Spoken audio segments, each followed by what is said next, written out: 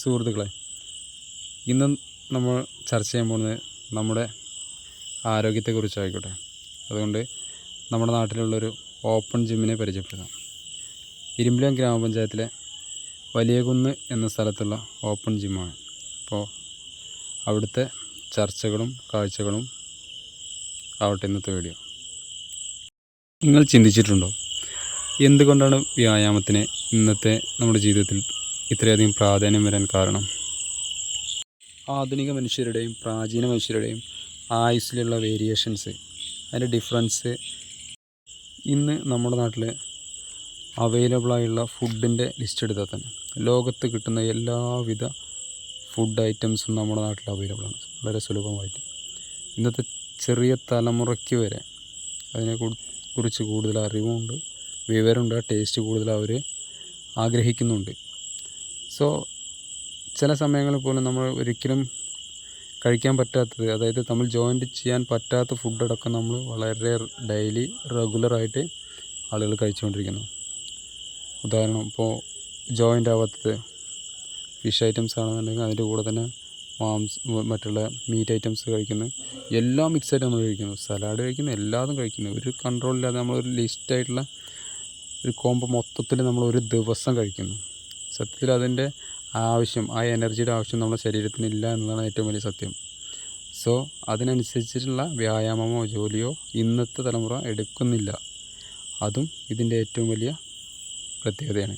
ഇന്ന് ഞാൻ ഇവിടെ കണ്ട ആളുകൾ പുതിയ തലമുറയിലുള്ള യുവാക്കളെയൊക്കെ എനർജറ്റിക്കായ ആളുകളെയാണ് ഇവിടെ കാണാൻ കഴിഞ്ഞത്. ഇതിലധികം ആളുകളും റിട്ടയർമെൻറ്റ് ലൈഫ് ആസ്വദിക്കുന്ന ആളുകളാണ്. സോ 72 വയസ്സായിട്ടുള്ളൂ. അത് 72, 73 ആരംഭിച്ചിട്ട് എന്ത് 25? 72 വയസ്സിന്റെ മേലായി. പിന്നെ നിങ്ങളിപ്പോ എവിടുന്ന് നടന്നു വരുന്നത്? ഇങ്ങോട്ട് ഞാൻ കൊട്ടാരത്ത് ഇങ്ങോട്ടോ? അപ്പൊ ഏകദേശം എത്ര കിലോമീറ്റർ ഉണ്ട്? ഒരു 3/4 കിലോമീറ്റർ ഉണ്ട്.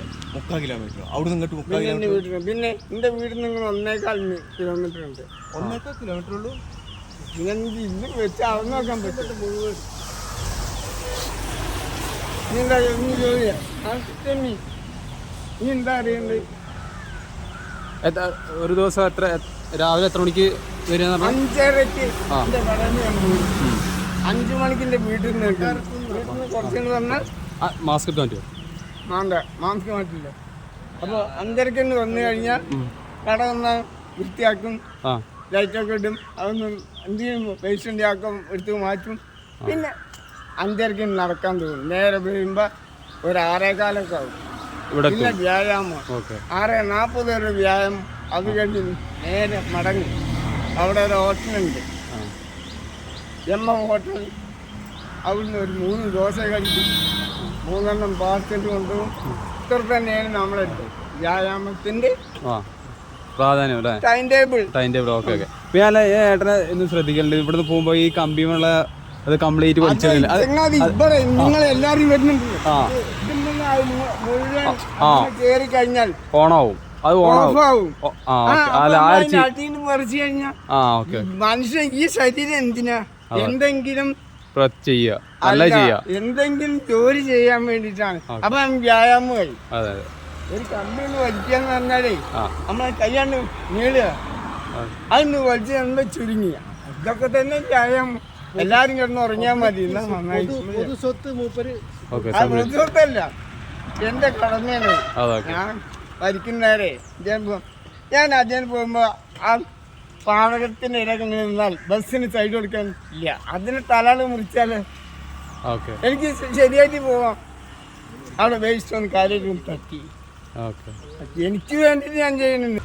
ഇതില് നമുക്ക് ഒരുപാട് മെയിൻ്റനൻസ് ചെയ്യാണ്ട് 2 വർഷം കഴിഞ്ഞ് ഓപ്പൺ ചെയ്തിട്ട് ചെടികൾ മുളച്ചിട്ടുണ്ട്. ഒന്നും വെട്ടാനൊന്നും ആരുമില്ല. ആളുകളൊക്കെ വരുന്നുണ്ട് അല്ലേ? വരുന്നുണ്ട്. അവരവരെ ശരീരം സൂക്ഷിക്കുന്നവർ തീർച്ചയായിട്ടും വരും. ഓക്കെ. അത് ജസ്റ്റ് അതിനുള്ള ഇത് മതി, ട്രെയിനറാകുന്ന ആവശ്യമൊന്നും നമുക്കില്ല. അതിന്റെ ആവശ്യം നമ്മൾ സ്ഥിരം ചെയ്യും. പറയണമാതിരി അങ്ങനെ എല്ലാവരും. ഞാൻ റിട്ടയർഡ് SI ആണ്. ഓക്കെ. അതിന്റെ പേര് ഊട്ടിയിലെ ജോലി. ഊട്ടിയിലാണ് ഊട്ടിയിൽ വർക്ക് ചെയ്ത് റിട്ടയർഡ് ആയി. മൂപ്പർ 72 വയസ്സ്, എനിക്ക് 60 വയസ്സ്. ഞങ്ങൾ രണ്ടാളാണ് സീനിയർമാർ. സീനിയർ. ചെറുപ്പക്കാരൻ. Okay okay. അത് സാർക്ക് പിന്നെ അതിൻ്റെ എക്സ്പീരിയൻസ് ഉണ്ടാവും.